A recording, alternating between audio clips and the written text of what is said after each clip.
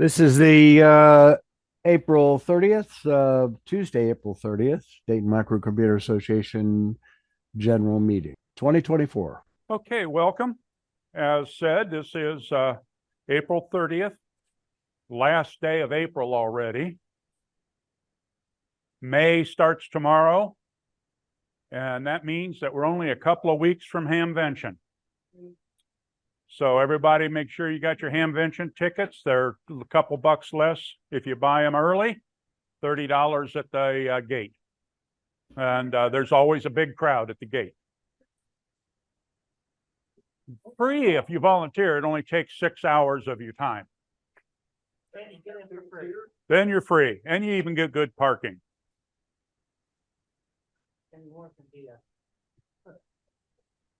Okay, why don't I get my screen share? There it is. Okay.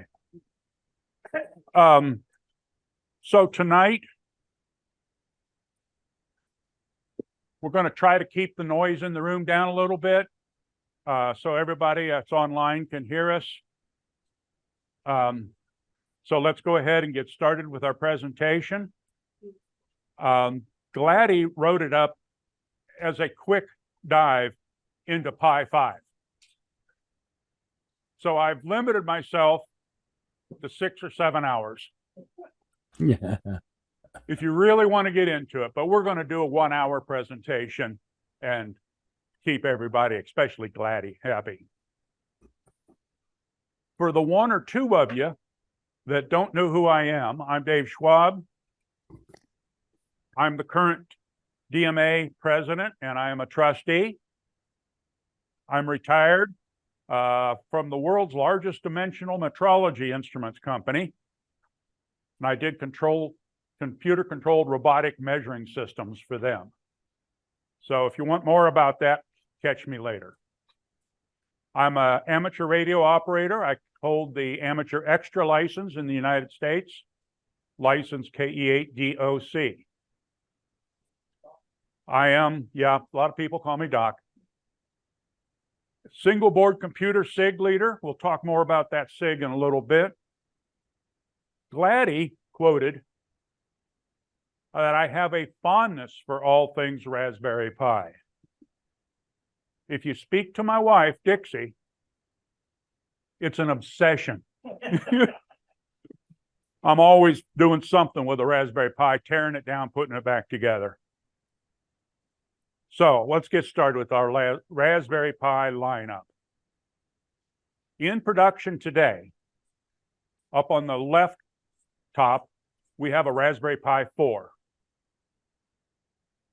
Pretty good unit for most anything you want to do. Just below that, we have the Raspberry Pi 400, which is the Raspberry Pi 4 built into a keyboard. On the left top, we have a compute module. This is a CM4. We've been promised a CM5. These plug into a second board. Basically, it's a Raspberry Pi without the I/O connectors because you plug into another board. Things like 3D printer, controllers, things of that nature. The next board in the center there is a Raspberry Pi 0. And below that's a 0W2. Basically an upgrade with Wi-Fi. These are real small, limited memory versions of the Raspberry Pi. And of course, tonight, the star of our show, the Raspberry 5 in the center. We'll get started with our Raspberry Pi timeline. Eben Upton is the founder and CEO of the Raspberry Pi Foundation. That is the company that actually makes the Raspberry Pi. In mid-23, I think it was in the first quarter, Eben Upton stated that we will not see a Raspberry Pi 5 in 2023. So in October of 2023, the Raspberry Pi 5 is released. They did it up right. At the time of the release, there was a series of interviews with Eben Upton and the principal members of the design team on YouTube. They talked about why they used this chip, why they put things here, why they did what they did. If you really want to get into it, these videos are very interesting. The release also featured major YouTube bloggers having pre-release Raspberry Pi 5s. They could get one if you were a well-known blogger. You had to agree not to spill the beans. You couldn't release your blog until release day, which was in the first week of October of this past year. The heart of our Raspberry Pi and the big slowdown in production of the Raspberry Pi 4 is the system on a chip, SoC. The Raspberry Pi 5 came out with a Broadcom processor, BCM2712, which doesn't mean a lot to me other than it's their fastest processor. 2.4 gigahertz quad-core 64-bit ARM Cortex processors. A second processor referred to as a cryptographic extension. Remember what these chips were made for. They go in your cable box. They go in your satellite box. All that data, all the video that's coming down to you is encrypted. So it's got, instead of making the CPUs do the decryption, it's got its own encryption engine.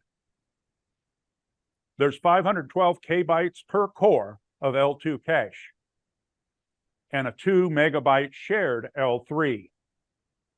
These are memory where data is pulled in from the system memory ready to be used in the chip so that it's a much faster transfer.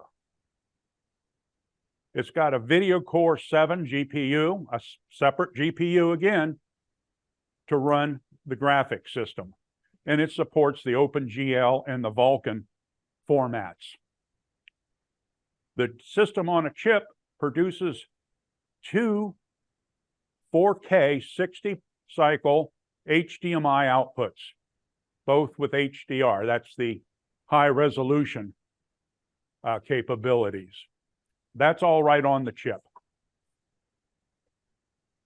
The big change and real development for the Raspberry Pi 5 is something called an RP1. It's the I/O controller.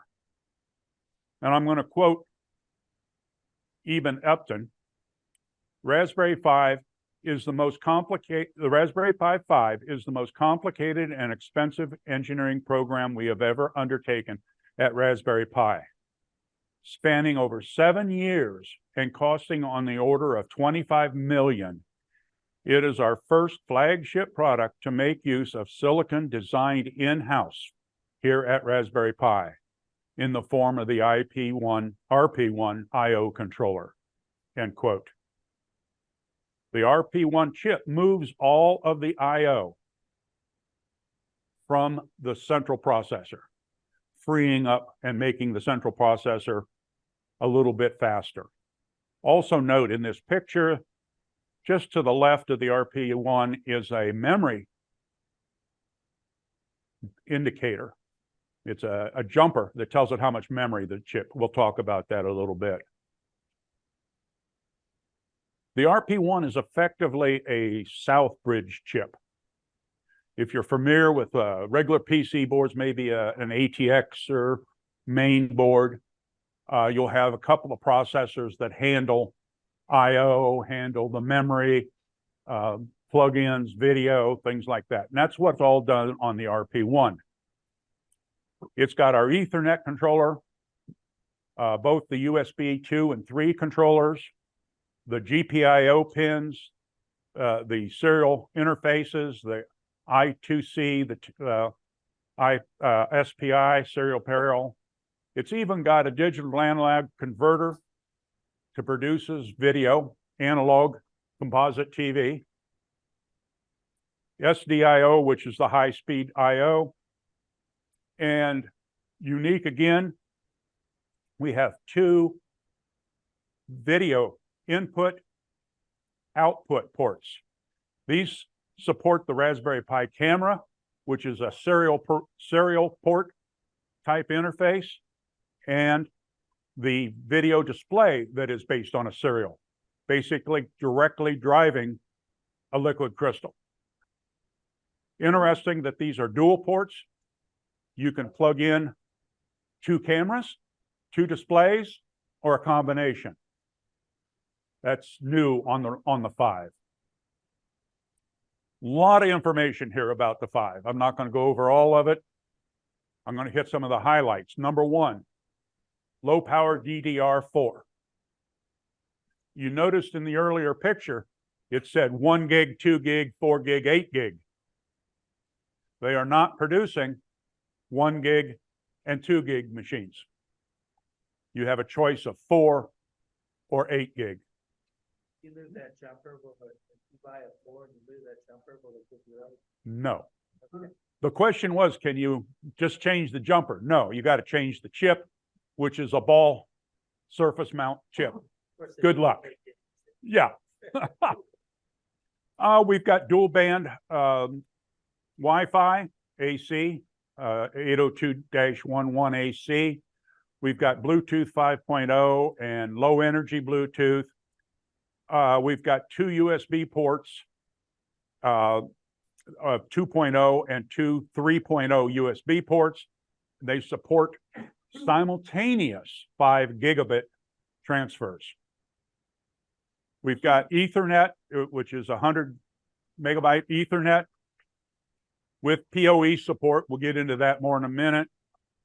Those 2 video connectors are what they call 4-lane connectors, so that there's 4 channels, 4 serial channels coming off, going to the display. Mark?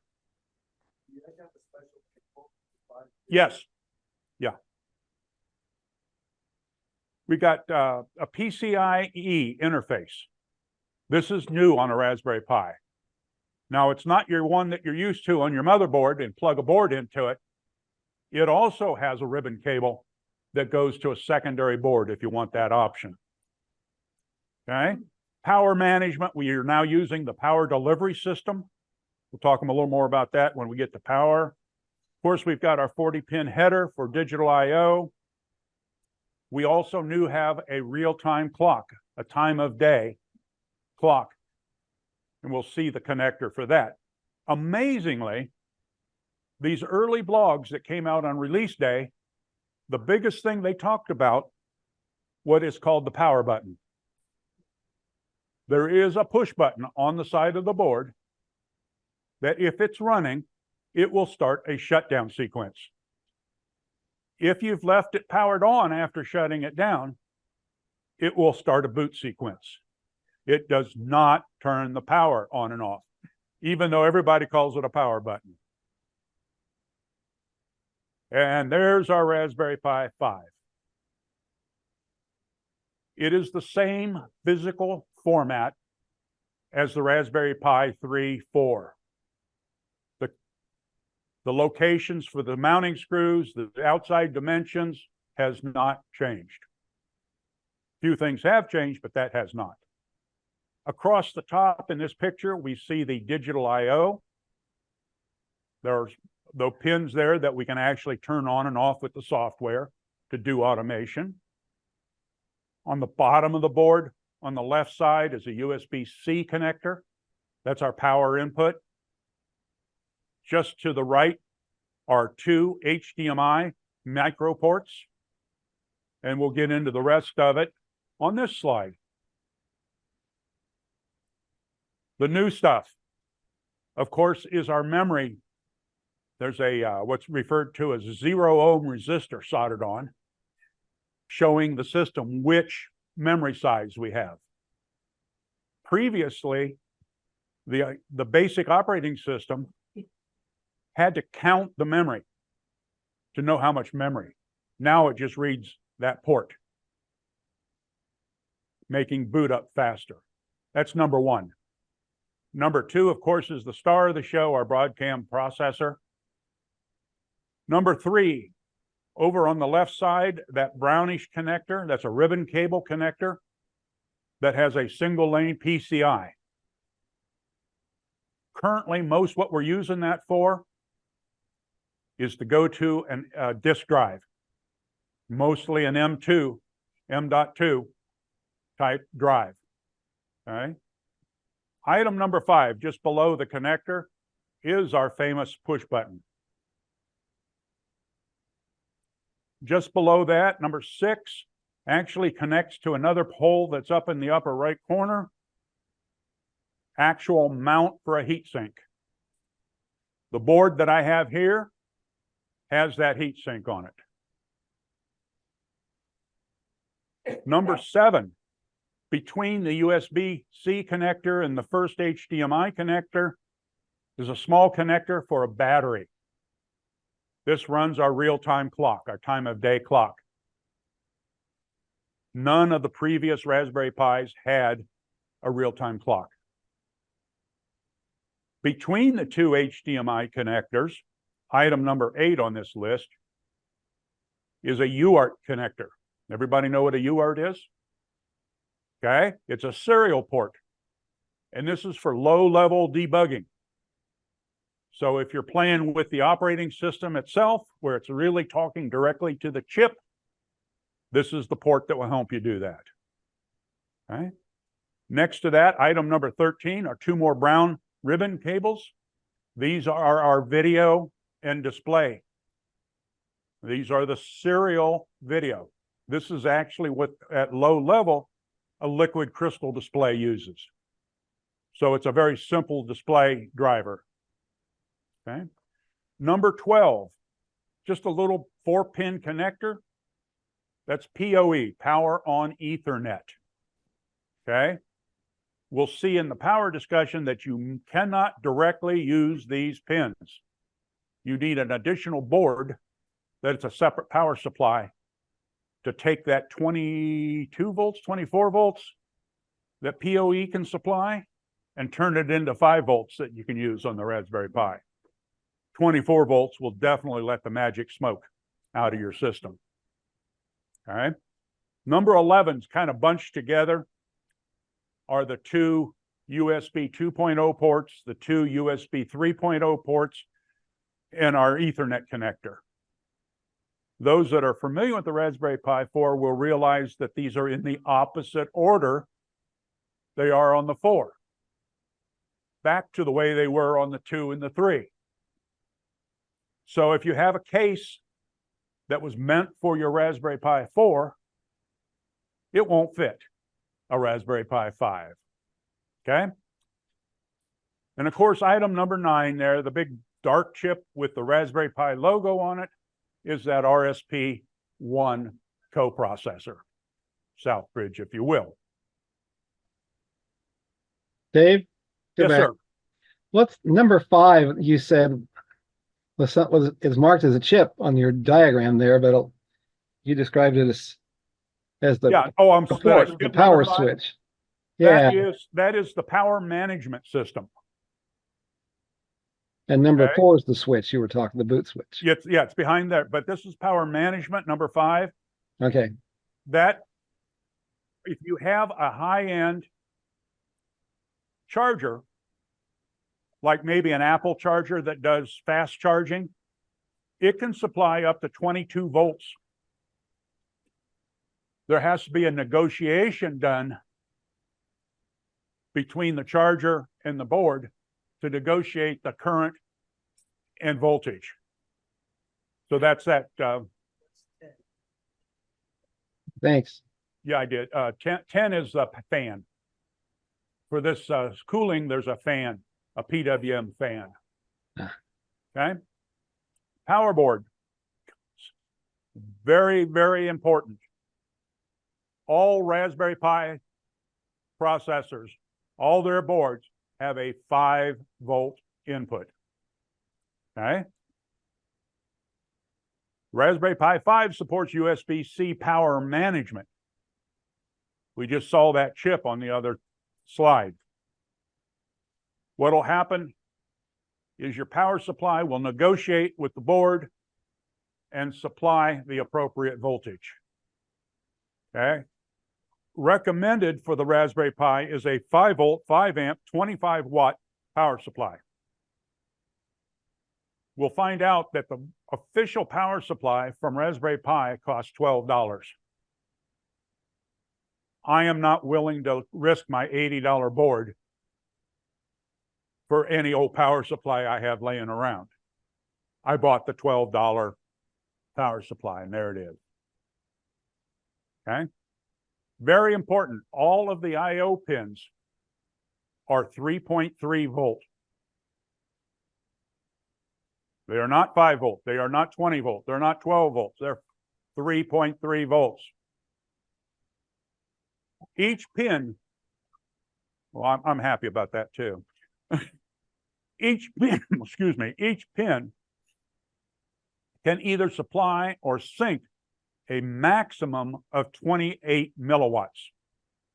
That's not a lot of power. What? Yeah, milli. The whole board can only supply about a half an amp to all the pins. So you're not going to be directly driving anything that is high power. You're going to need some level of interface. But I do know from experience with a friend of mine that 5 volts can smoke your Raspberry Pi 5 on these pins. Don't do it. Okay. We still have our 40-pin GPIO header. And on that header, there's a 5 volt and a 3.3 volt power pin that you can use to power the accessory boards or whatever your experiment is. Okay. This is kind of interesting. The Raspberry Pi will go into a reboot loop with a low current supply. So if you just grab an old phone charger and plug it into your Raspberry Pi, it'll start to boot. You'll see the splash screen. You'll see some things start to happen. But as soon as some of the software gets loaded, the processor is going to start drawing too much current, and it will shut down and then start to reboot again. That's an endless loop until you get rid of that power supply.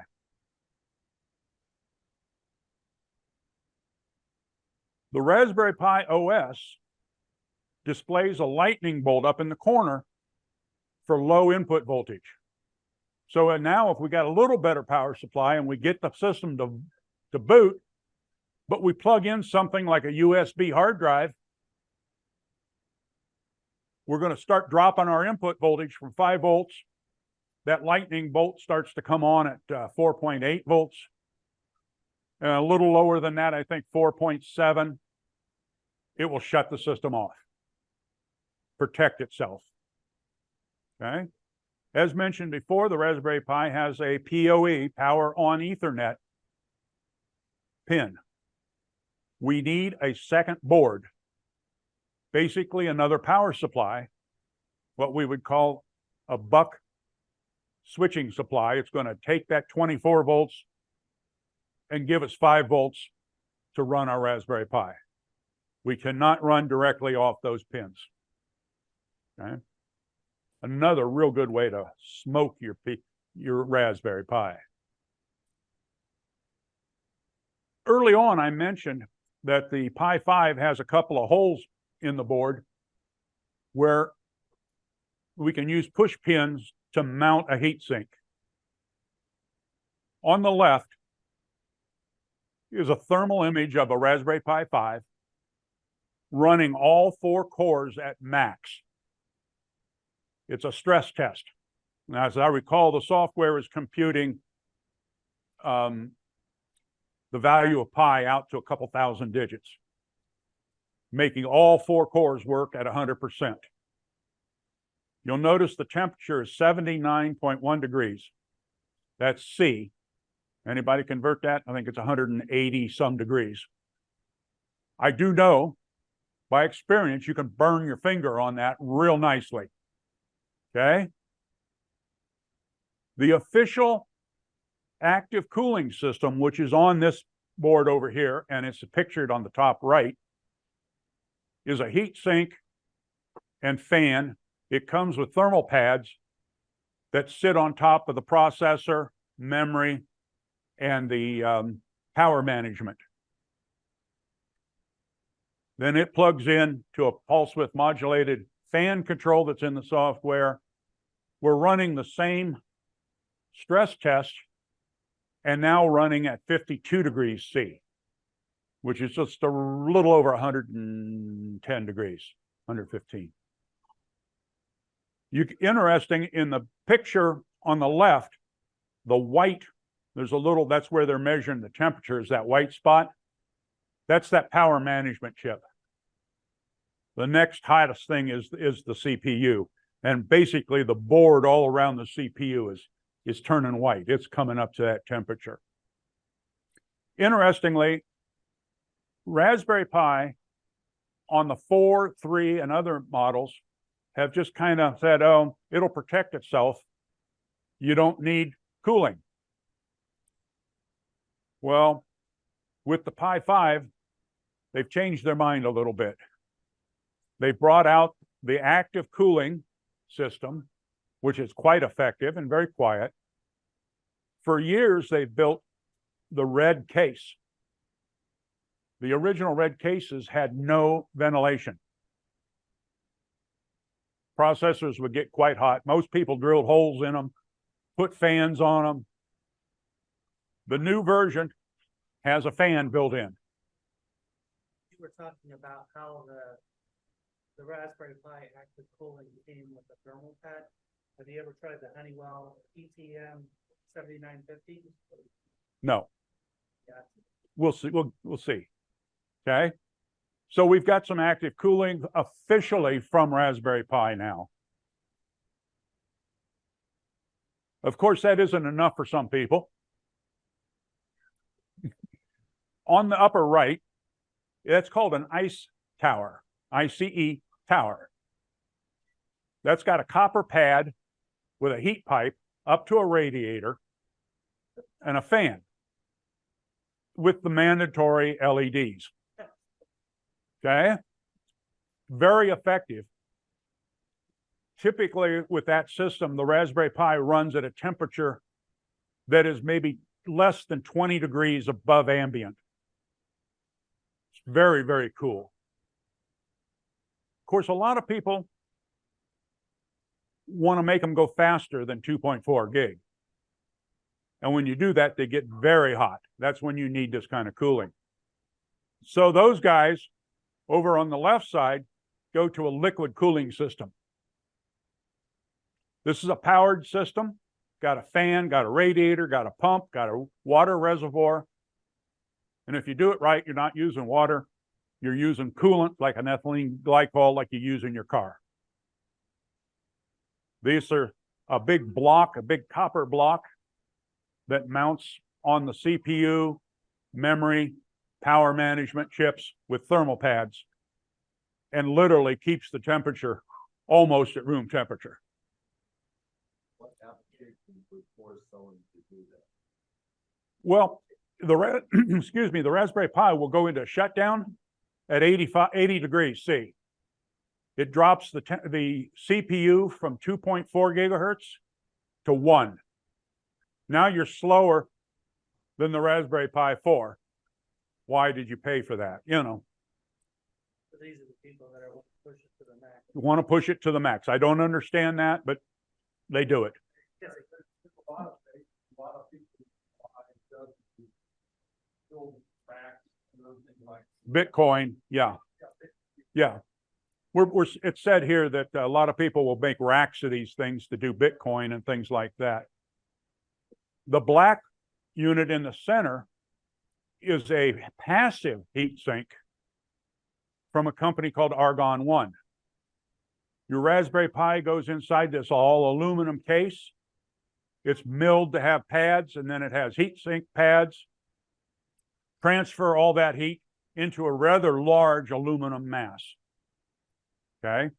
They just brought out in the last couple of weeks a version of this that has a PC board in it that supports the M.2 memory. So an M.2 SSD disk drive can also fit in that case. Really slick. So now that we've got our Raspberry Pi 5, we need some software. There are a whole bunch of operating systems that you can run on this thing, but tonight we're going to talk about the official Raspberry Pi OS. Okay? It's a Linux operating system based on Debian. Currently, it is version 12 of Debian, which is named Bookworm. For those that don't know, Debian names all its versions of its software after characters in the Toy Story movies. And Bookworm is a minor character. Okay? Is Toy Story on Disney? So I'm wondering if they haven't been sued. I think is it Pixar? Still. Bookworm is now using the Wayland rather than X11 display system. X11 has been the primary display driver for most operating systems, especially Linux, for a number of years, maybe 10 years. Wayland is the first derivation from that and is a much faster rendering system for your graphics. Unfortunately, it's not compatible with everything, but we're getting there. Pipewire is now the audio system, replacing Pulse Audio. Pulse Audio has been a long-standing audio system in Linux packages. Pipewire has replaced that. And WaveVNC replaces Real VNC.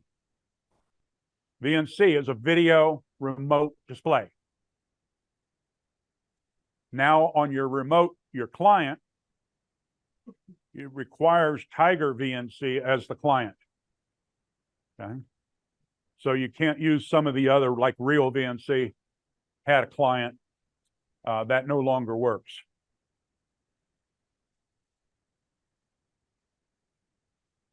The Raspberry Pi operating system is a free download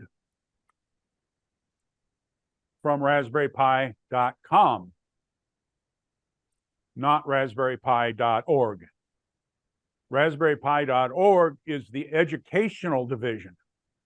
They promote education based on the Raspberry Pi system. Basically, the Raspberry Pi was originally developed as an educational tool. It comes in 3 versions that you can download. A GUI with recommended software. This has got a browser. It's got LibreOffice, which is what I'm using to do this display right now, is LibreOffice. Got system tools, a little bit of gaming, not much. Python IDE, Scratch, which is a drag and drop programming system to learn programming, mostly for kids. It's got Code Red, which is an amazing piece of free software from IBM that produces what we call dashboards for any operation you're doing. Beautiful piece of software. The big one here is the Wolfram Mathematica package. Normally, that is a subscription service. With the Raspberry Pi software, you can use it free of charge. That bundle probably denotes an hour of presentation on its own. It's a high-order Mathematica, and Wolfram is a powerful scientific search engine. Very nice programs. It's also available, the Raspberry Pi OS, with a GUI and minimal user software. This is a much smaller, quicker download. Fits in a smaller memory. It'll run in a 16. Oh gosh. Says it's charging. The GUI by itself will run in a 16 gigabyte SD card. You probably want at least a 32 for the full package. Okay. There's also a command line version. No graphics, Good old text interface, way Linux should be run. Okay? A lot of packages, amateur radio packages, control packages, my network attached storage software wants you to start with the text version. It will actually start the load and tell you, no, you can't use the GUI.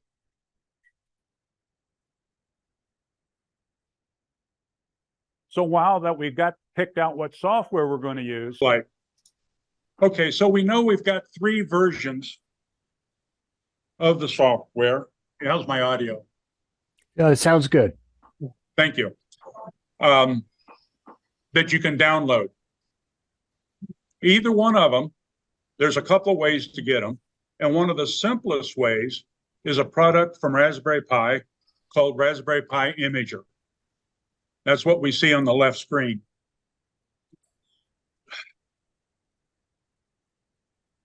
That's from the TV. Okay. Interesting. When you use the current version of the Imager, it'll ask you which Raspberry Pi you're running and then present you with the appropriate images. Select the image you want to run, and it will then download it for you as it writes it to your memory stick or CD or whatever you're using. So that's a real easy way to do it. Raspberry Pi Imager runs on a Mac, on Windows, on Linux, and amazingly on a Raspberry Pi. Balena Etcher, the software we see over on the other side,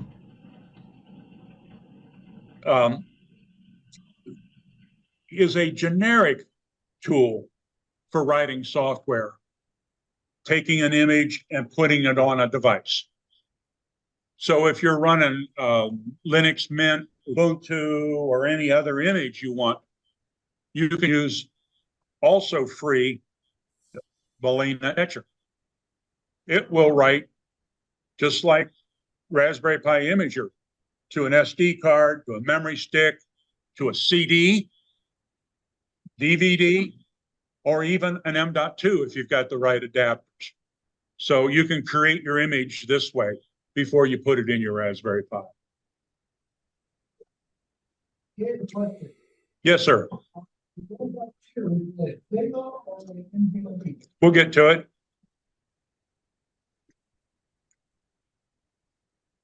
We got our little sharing in the middle of the screen, but we'll take that, worry about that later.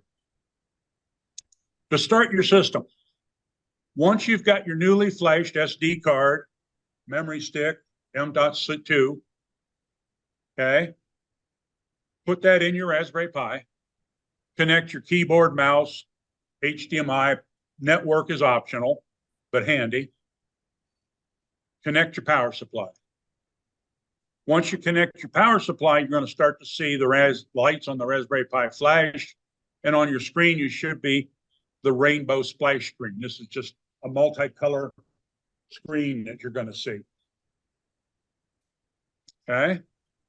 Once that goes away, you're going to be presented with some options. The first thing it's going to want to do is expand the operating system. I think I mentioned before, the operating system can exist in a small amount of memory, like a 16 gig card.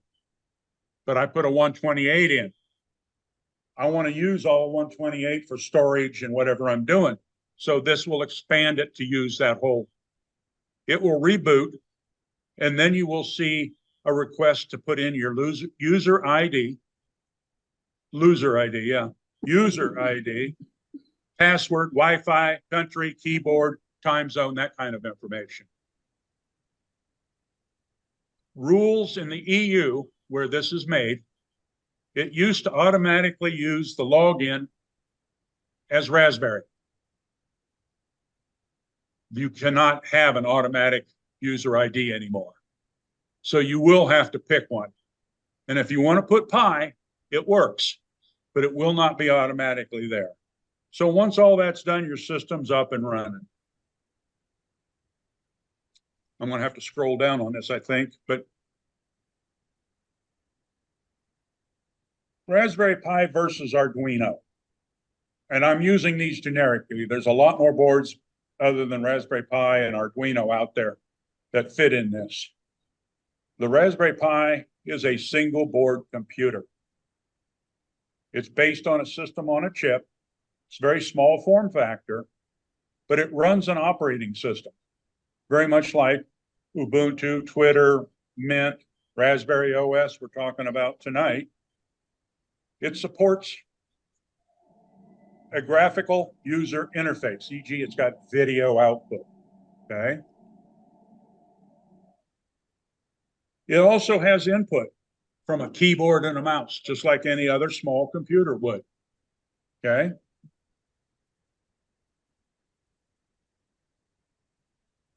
Yes, it will run a very scaled down version of Windows. Don't recommend it, but it does work. They are working on an ARM version that's supposed to be. Yes, there's an ARM version. This is an ARM version, but it's very scaled down. Quality, I was just reading, released to manufacturer for ARM 64 processors, Windows 11 operating system. It's supposed to possibly begin in June.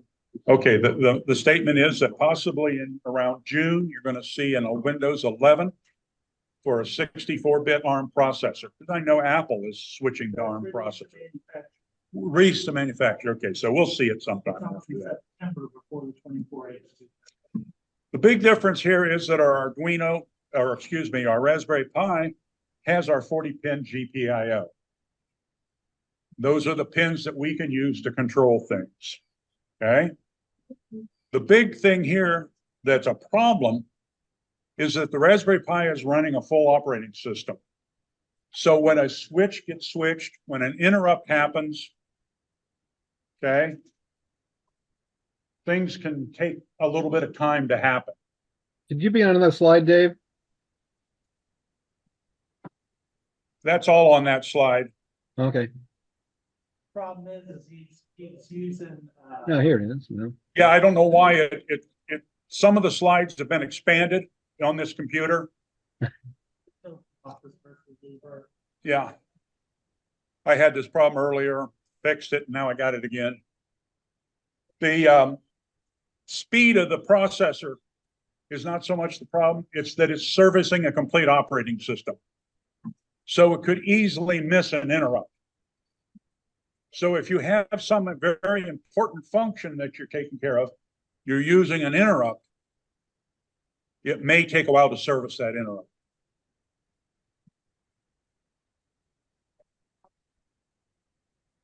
Our Arduino, on the other hand, is a microcontroller.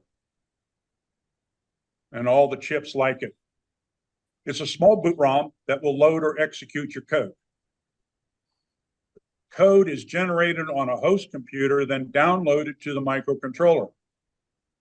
Your microcontroller, for the most part, does not support a graphical user interface, keyboard, and mouse. So you got to have two systems, but once loaded, it runs on its own. We still have our digital I/O pins, analog pins, serial in, out, things like that.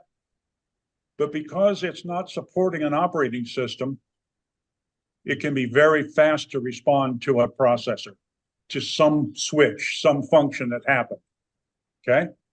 Real important for this is that machines like the Arduino support sleep and wake on interrupt. So you can put the Arduino into an extremely low power sleep and have a switch trip and bring it back to life and process that interrupt and then go back to sleep, saving you more than 70% of your battery.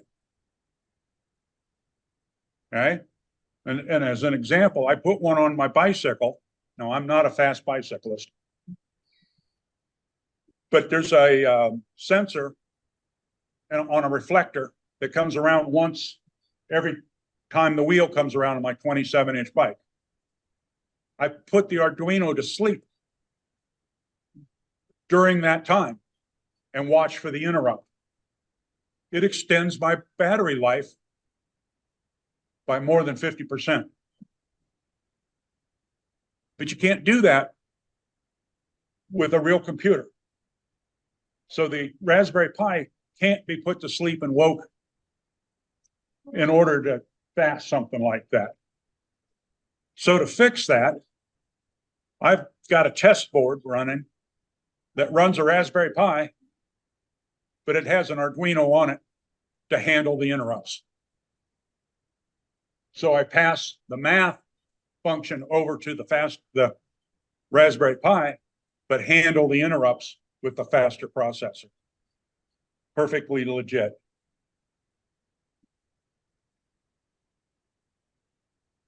One thing I want to stress with the Pi and particularly the software that comes with your Pi is there's actually help in the help button.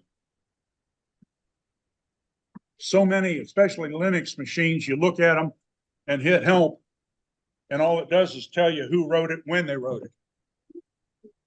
And that's no help. You got a full Debian manual available to you. It has to be downloaded, but you can get it. It's just hit the help button, go to the manual. You go to the help button and hit magazines. There's a whole series of magazines and books that you can download for free. And one of those is this Mag Pi, which is a magazine dedicated to Raspberry Pi. It's a builder's magazine. It explains how to do projects, how things work. And you can download that in PDF form for free. It is available by subscription. And if you go up to Micro Center, a lot of times they usually have it on the shelf. You want to buy it in print form. Do they? Barnes and Noble has it. Okay. So real important here is, where can I get a Raspberry Pi of any type? Micro Center, I heard that first thing. And that is true. We're lucky here in the Dayton area. We've got 2 Micro Centers. One's 50 miles roughly, and the other 70 miles roughly from us. I prefer the one up at the Ohio State. I prefer that one. I like the young man that runs this, the maker department. Yeah. It's a real good place to get your stuff if you want to go hands-on. I have purchased from Pi Shop, SparkFun, Adafruit, Chicago Electronics. Real good people to deal with, all of them. CanaKit, I have not bought from CanaKit, but a lot of people I know have. They specialize in putting together a kit. So you can get your Raspberry Pi with a power supply, with a memory chip, with the connectors, everything you need to run your Raspberry Pi except for a display in their kits. Now, of course, they're priced appropriately, but they've got the kits. It's a good place to deal with. And I've left one off of there. I forgot. DigiKey. Many of us that deal in electronics know DigiKey. DigiKey is the U.S. importer for Raspberry Pi. The other day when I looked, they had 4,500 Raspberry Pi 4s. So they got plenty of stock on that. They had a couple hundred 5s. So they are in stock these days. Okay, here we go. The big question I see people get to me. Should you use a Raspberry Pi as your main computer? Yeah, email works. No problem. Internet browser? Yeah, they work. No problem. YouTube? Yeah, it works. But if you get a real high resolution video, you're going to lose frames. It's going to be jerky. Okay, but it does work. Okay. Yes, we got video and audio editing tools. Now, putting together and rendering a video on a Raspberry Pi, well, it's not forever, but it's slow. Okay, but it works. There's been a couple of guys, YouTube guys, explaining computers in particular. He set aside a whole week. He did all of his work on a Raspberry Pi 4. He got it all done, and he puts out 2 videos a week, YouTube videos. But it's slow. Yes, we have versions of programming languages. Python, Basic, C, you pretty much you name it. Perl, Turtle Graphics, you can get almost any of those for the Raspberry Pi. It's a great tool to do programming, learn programming, okay? Zoom is not available. I would expect it to be someday, but I don't have any idea when. Microsoft Teams does not run. Now, it may be when they come out with the next version that runs on our Pi, possibly. Things like TurboTax, your favorite programs, probably will not run in any Linux system, let alone on a Raspberry Pi. Okay? Ben and his son aren't here. It's a shame. High-end graphics. Yeah, and different. You know, some of the big games that are real high-end, they're not going to run.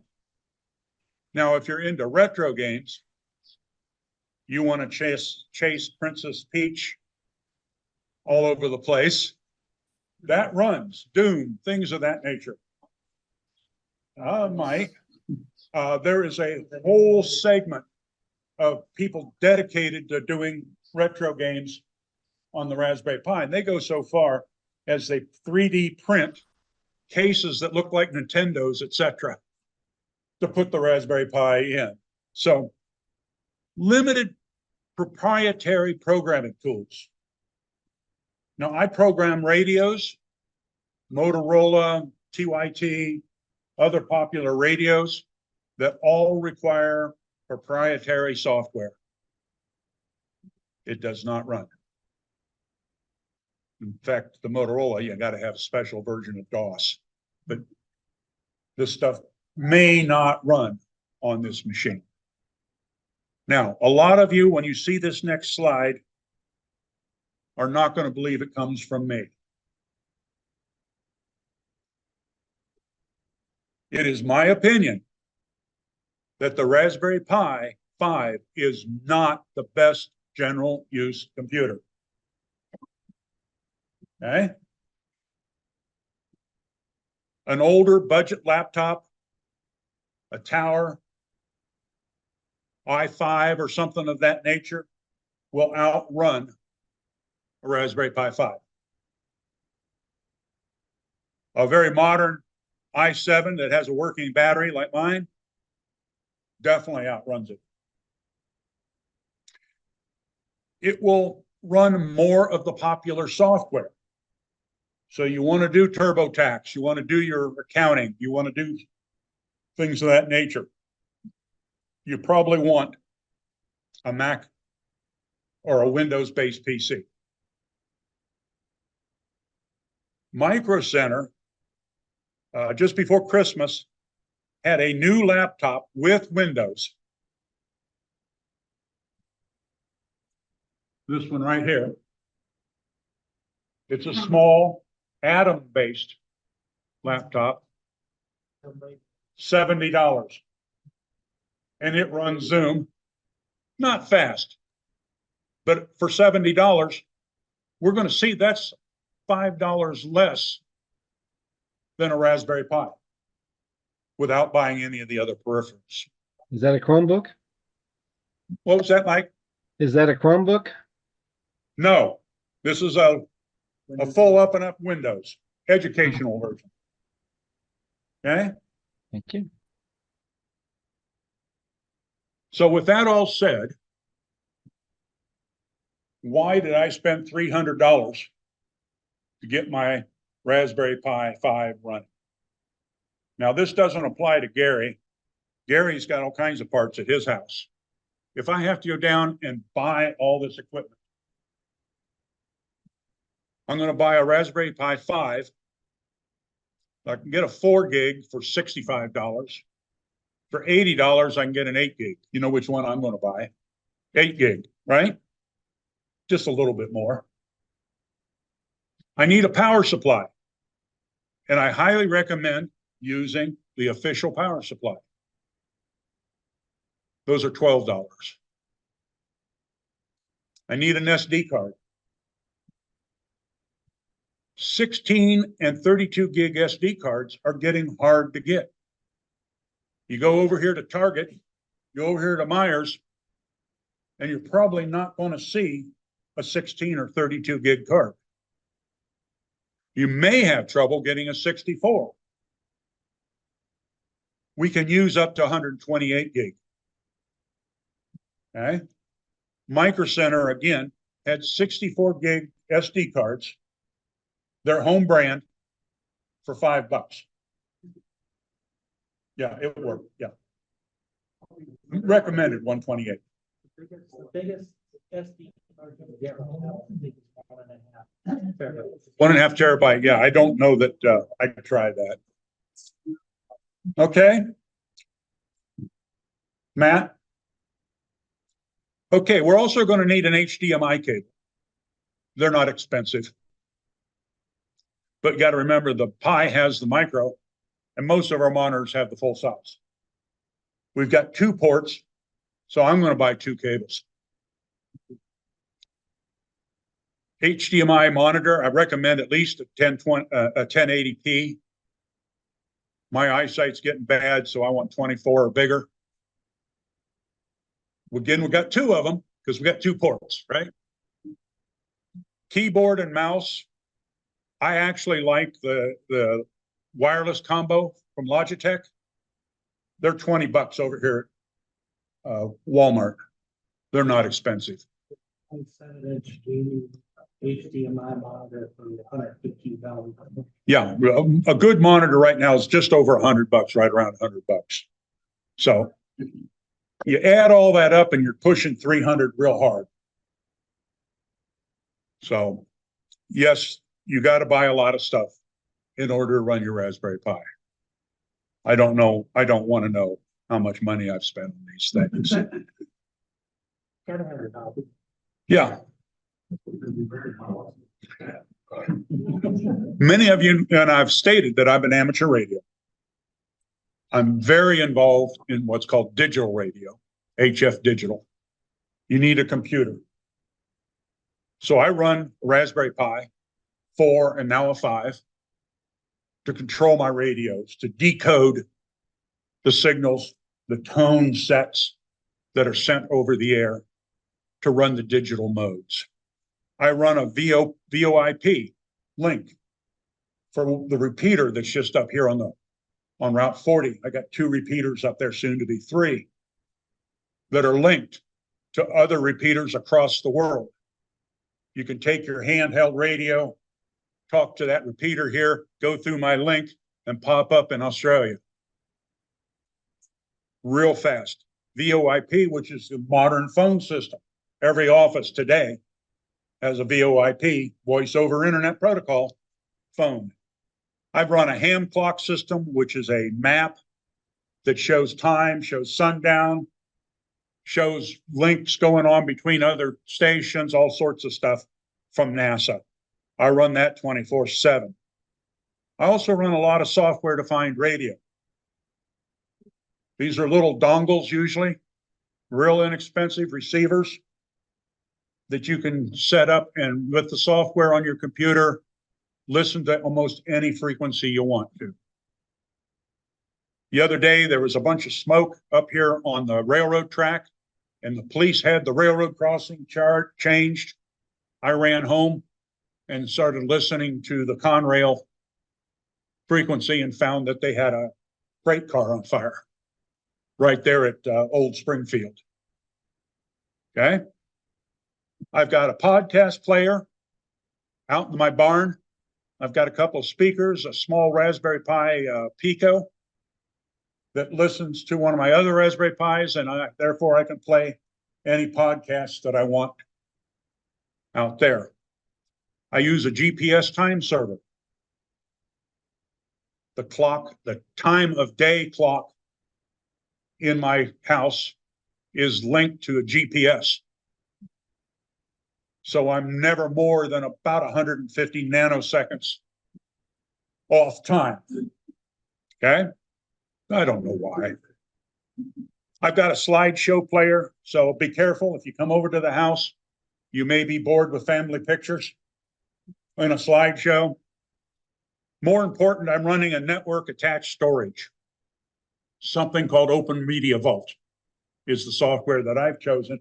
It runs on a Raspberry Pi. Lets me use any of the PCs in the house. I can dump a file onto the NAS server, pick it up with one of the other ones, keep it for storage. It's also running RAID 2 backup. So it's mirror imaging to a second drive. Okay.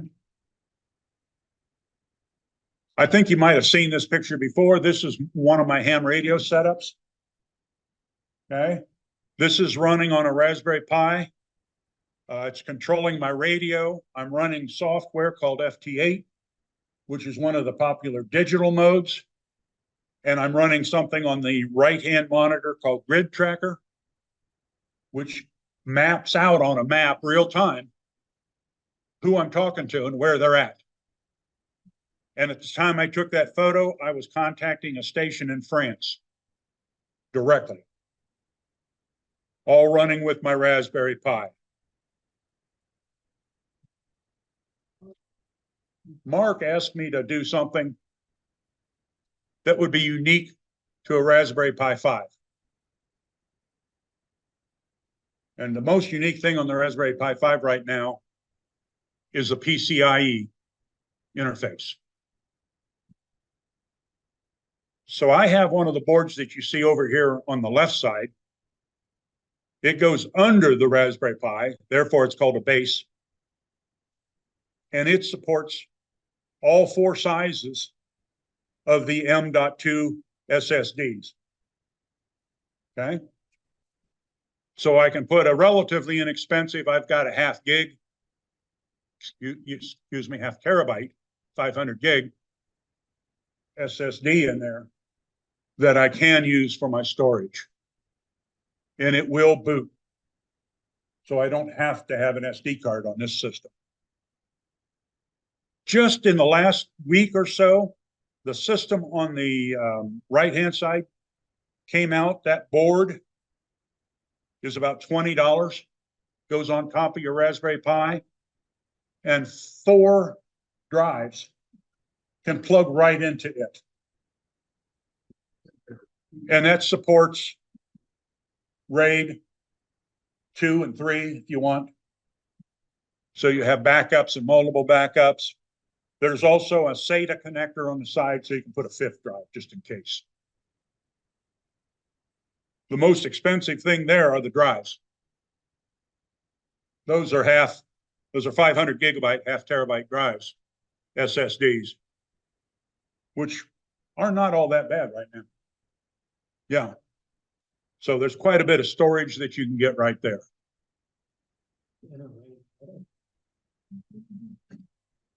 Yes, yeah. You run Open Media Vault, which will take care of doing the RAID. Okay. A little bit of an advertisement for the single board computer SIG. I'm one of the leaders. I try to keep the cats going down the same alley. Mark Erbaugh and George Elwing and I kind of manage that. We meet over at the Derrick Clubhouse just south of here on Bell Fountain Road, right at the corner of Bell Fountain and somewhere. Anyway, and Chambersburg. Chambersburg. Thank you, sir. The SIG is an association with the Dayton Amateur Radio Association. They let us use their facility, their test equipment. It's a very nice facility if you haven't been over there. We get pretty deep into the special interest group on Raspberry Pi, ESP32s, Arduinos, all of those processors, any of them that we can call a single board computer. we're going to talk about it.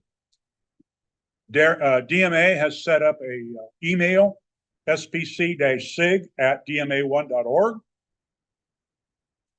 And I don't know if I can get to it.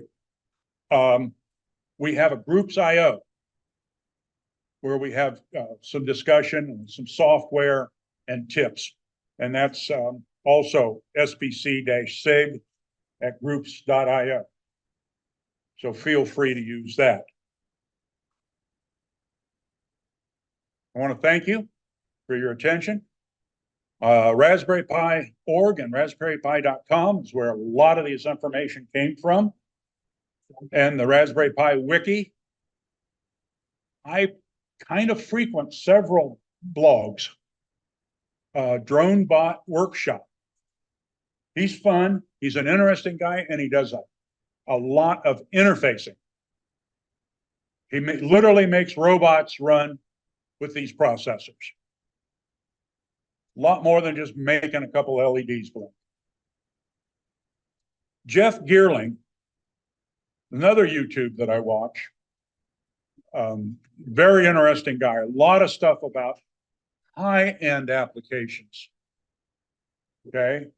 He is often sponsored to the fact that he put together a Raspberry Pi based petabyte NAS. That's 100 terabyte SSDs in a system. So he's got a lot of good information. Several others, Leap Video. Pretty much if you go to YouTube and type in search Raspberry Pi, you will find an endless supply of information. So with that, I'll take any questions and then we'll move on.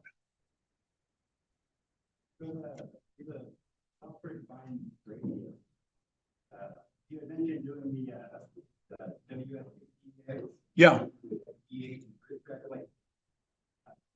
Roughly, how much would you estimate, like the total cost if you like already have the Pi? Would it be beyond that, like for the dongles?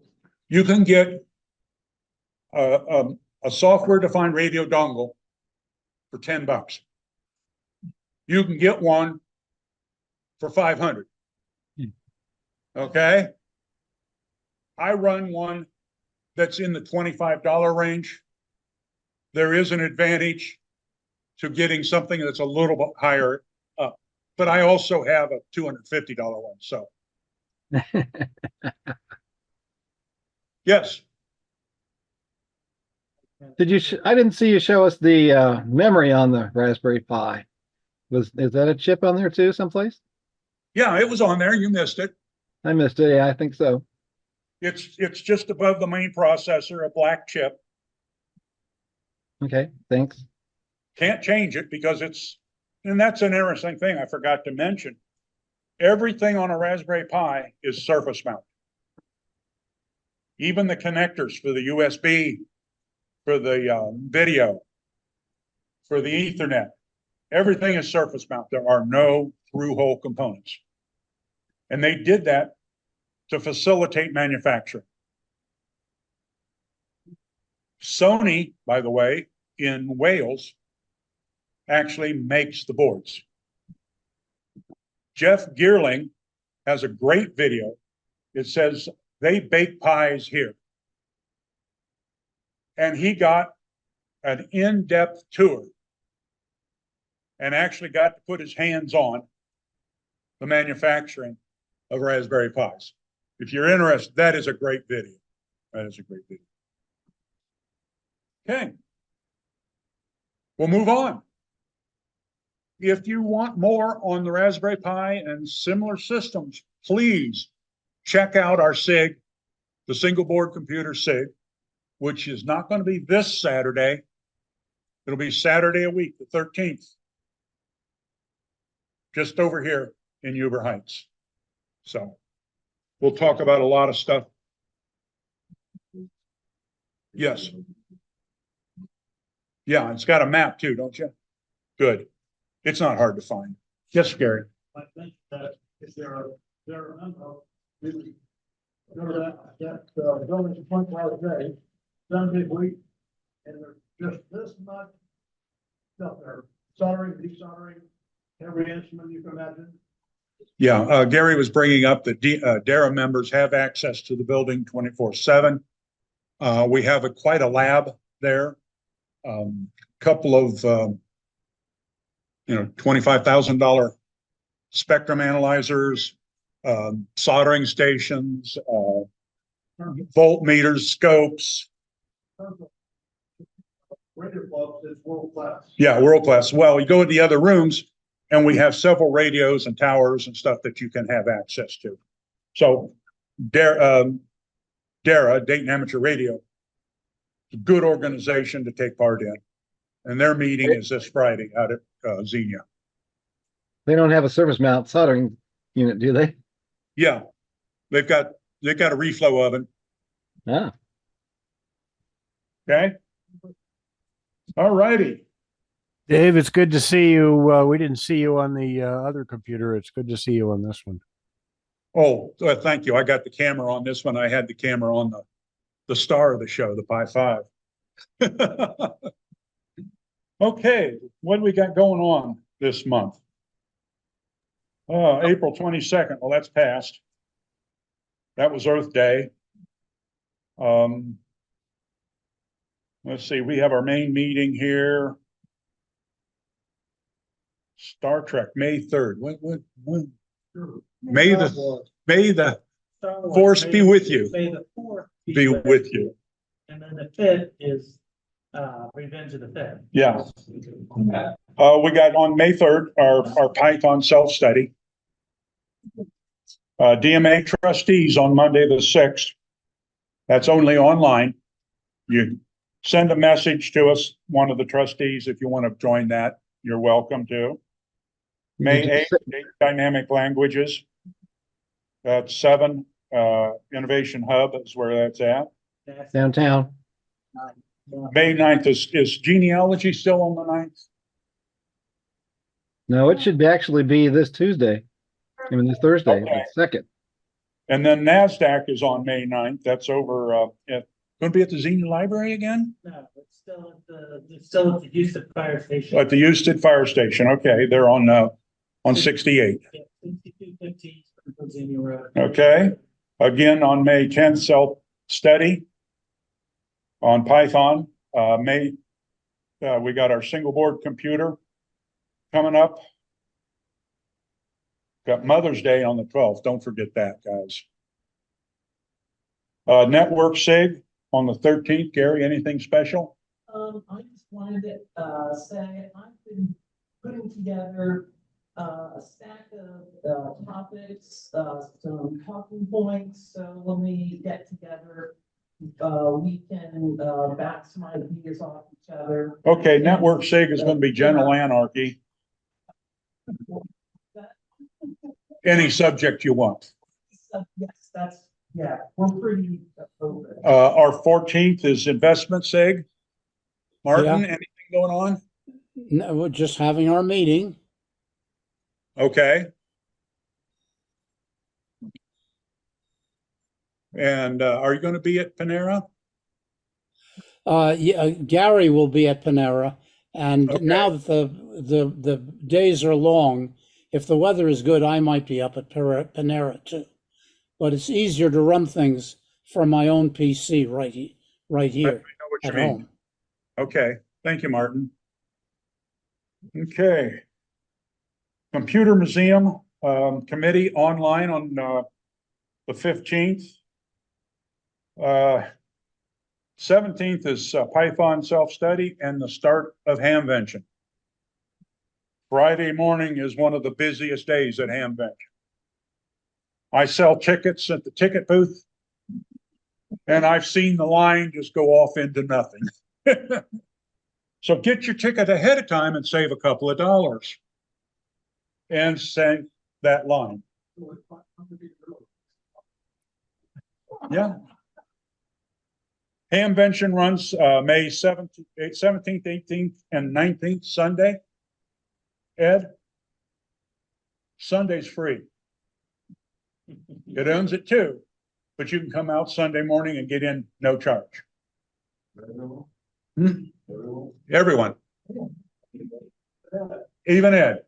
And I'll keep an eye out for Ed, but, and students, if you've got students age 12 and up through high school, we've got special free tickets that include a drawing on Friday and Saturday.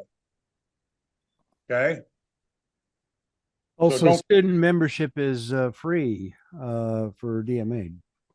Yes, for student membership at DMA, yes.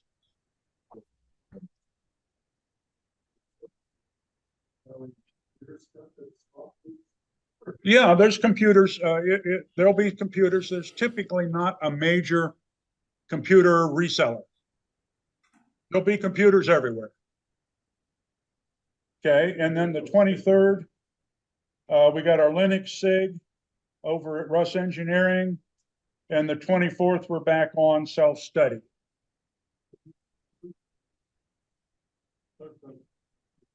Yeah. Is it? Oh, is it moved up? It wouldn't be the 16th. I was gonna say, it should be the 16th. Okay, should be the 16th. It's a week off on the schedule here. Always check the website. Mark does a good job of keeping our website up to date. Always check our website. It's got links to all these groups. Okay.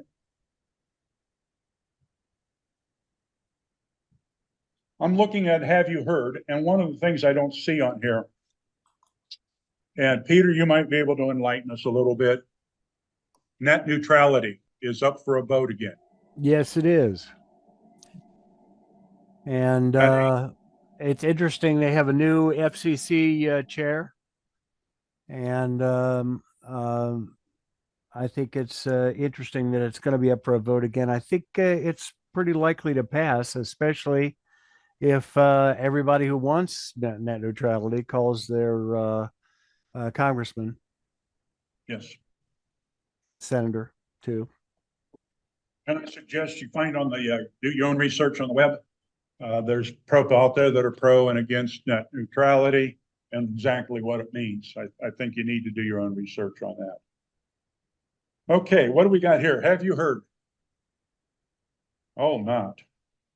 Tell me this isn't true. End of life for the Zilog Z80 processor. Oh my gosh. I've got several Z80 systems. Probably don't run anymore. Just under 48 years ago, the Z80 was brought out. I have an 8080 processor system too. Okay. A lot of hobby machines, a lot of the early luggable lunchbox computers, things like that were based on the Z80. Wonderful computer. Even the course, first Game Boys were Z80. Yeah. Well, if the question would be, yeah, that's the Z and the original 40-bit disk. How many other forms is the Z development? Because I know there's a lot. I don't know, but I noticed this last week that Adafruit has been running a series of YouTube videos called The Great Part Search. And she's looking for Z80s and not having much luck. Hmm. Okay, phasing out physical media. Yeah, I know this would happen. While Best Buy will phase out physical media sales this year, Target will still offer them online. That's great. Physical media online. That makes sense. At the same time, Target plans on reducing the number of DVDs, Blu-rays it sells. Due to increased demand and the reach of streaming, rival Best Buy is ending physical media sales this year as more customers turn to streaming platforms on bestbuy.com. You won't find any DVDs or Blu-rays for TV shows or movies. So that's going to go away. That's from PC Magazine. Now, this is, yes, it is physical media, but for right now, it's just TV and movies. Yeah. TV shows that are on DVDs and movies that are on DVDs. I don't know. Does not include anything else. Last time I was in Best Buy, you couldn't buy music on a CD. Right. Right. They're phasing everything out on CDs now. Everything's going to be online. Higgs boson. Peter Higgs, the Nobel Prize winning physicist who proposed a new particle known as the Higgs boson, died at his home in Edinburgh on April 8th at 94. Had a good run. Okay, he did get the Nobel Prize in Physics in 2013 for his work in 1964. That took a while to recognize. Working at the Large Hadron Collider in CERN, Switzerland, and the Nobel Prize was shared with Francis Egbert, a Belgian theorist. Yep. Oh, yeah. Guess who's talking? This is interesting. I've seen a lot of this. In December of 23, NASA's Jet Propulsion Lab announced a problem with one of Voyager 1's onboard computers called the Flight Data Subsystem. The satellite was transmitting gibberish. Engineers rebooted the computer, but the problem persisted. The team devised a plan to divide the affected code into smaller sections and store these sections in different places on the flight data system.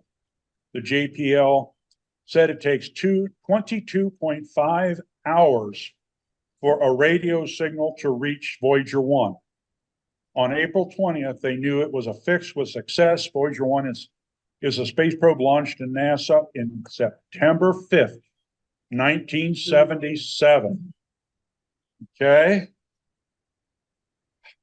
Remember, radio waves in space are about 300,000 meters per second, kilometers per second.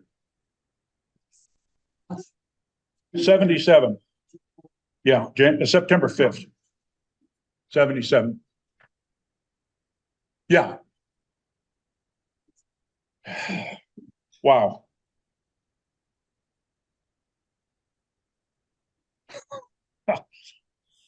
Thermonator. Yeah, that's the longest service call in history. Yeah, imagine. Yeah. On April 23rd, a new invention was announced, a robot dog with an attached flamethrower. Now available for purchase by the general public and government agencies for, it's cheap, $9,420. Okay. It can throw a flame up to 30 foot and be remotely controlled with Wi-Fi and Bluetooth. Designed by the Ohio-based firm Throw Flame, the robot is not advertised as a weapon. No kidding.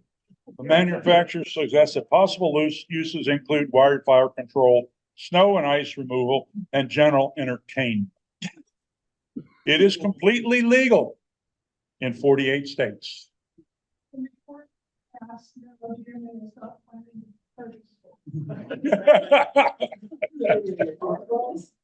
What was that?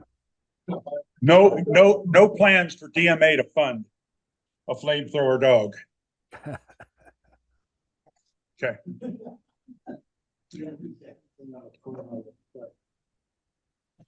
What do you got? Oh, yeah. It's this. That's why we're disconnected. I couldn't find where to plug that in.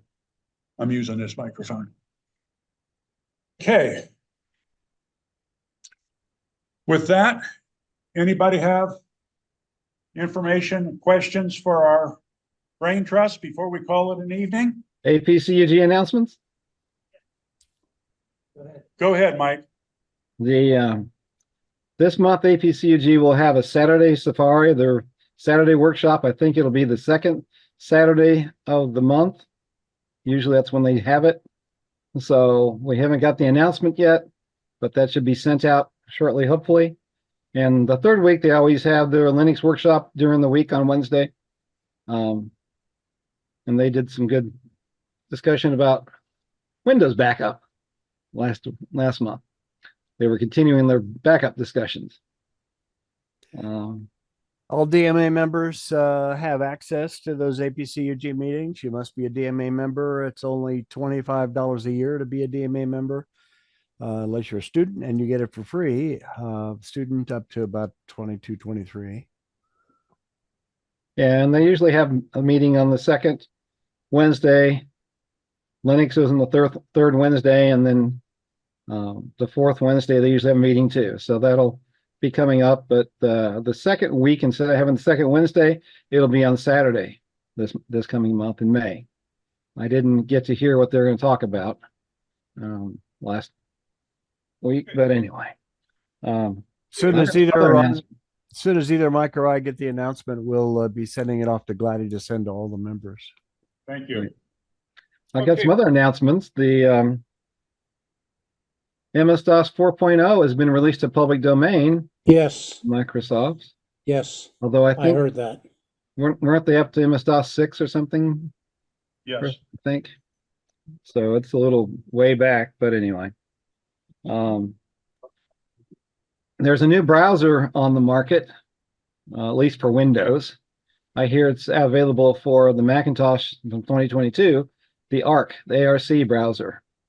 And it sounded like it was going to have some AI built into it, but they've actually written it in a more secure code, not using C++ anymore, using language like Swift. They ported from Apple from the Macintosh over to write it.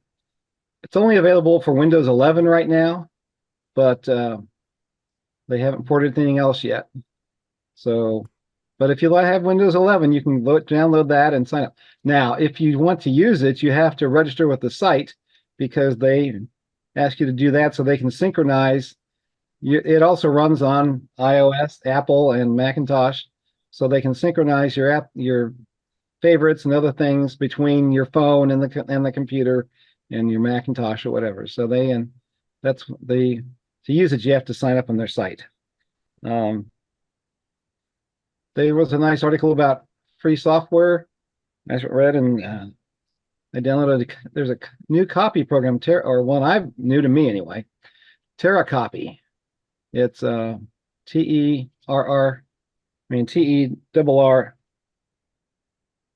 copy, and it's seems to be a little bit faster than the Microsoft copy, but it also has more options too, to even include zip, I believe. So it might be something people want to find out about. And off to you, Dave and Gary. I got something. Mike and I went to Indianapolis, a week ago, and attended a vintage computer festival. They seem to be a whole lot more popular than the Computer Fest type thing that we had. They still have seminars, they still have talks, but it's all about vintage and classic computers. This is in Springfield. They seem to be growing too, because unless you get hands-on with older computers, you're not going to be able to get them anywhere, or unless you go to a museum like ours. Mike and I laid really good groundwork for possibilities of acquiring other equipment in the future, trading computers, selling computers, that sort of thing. If we get excess, we can sell them off. The next big vintage computer festival is in Chicago, September 7th and September 8th. So if anybody's interested, I can try to line up a bus for us, or some way that we all can get there. Anyway, just thought I'd pass that on. So real good information. I saw we've been looking for a Commodore PET for a long time, and I think we got one. But at the festival that we went to, that Mike and I went to, we saw one with standard keys instead of the chiclet keys. The chiclet keys are the really small keys, really hard keyboard to use. But then we saw one with normal-ish keys on a Commodore PET. That was rather interesting. We have videos. If anybody's interested, we can show them to them, and pictures too. We'll probably send the pictures, some pictures to Martin for future articles. The group that put on that Indy Classics show in Indianapolis, Peter, also has an active discussion group on Discord. So if anybody wants to follow along that discussion, along with the Tandy Assembly people and other things, the dynamic languages, and also the Python programming group all run off Discord too. So our user group uses it also.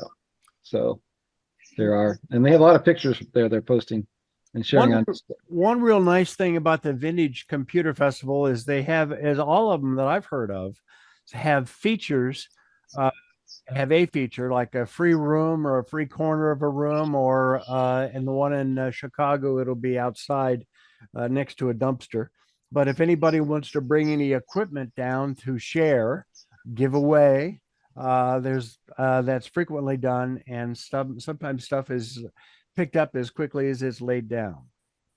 Okay. Okay, thank you, guys. Gary, you had something to bring up? Yes, I kind of briefly mentioned it. Windows 11 24H2.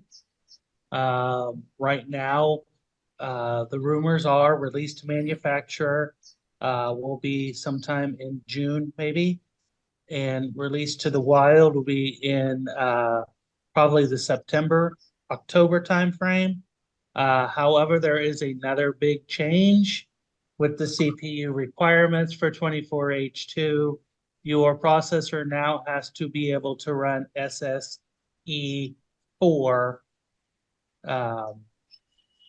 It has to have that SSE4 capabilities. If the processor cannot run it, then it won't work. But most processors that people are going to have nowadays are going to have that, so it's not going to be that big of a deal. But some of the older, like single core AMDs and like Core 2 Duos may not be able to work with that anymore. So just keep your eye on it. Windows 12 is still a bigger rumor than 24H2. But there you go. Oh, and this is not going to be, from what I've seen, this is not going to be an overwrite install. This is going to be basically a complete replacement of your current operating system, carrying your files and stuff over. That's all I got. Do what? April 28th. April 28th.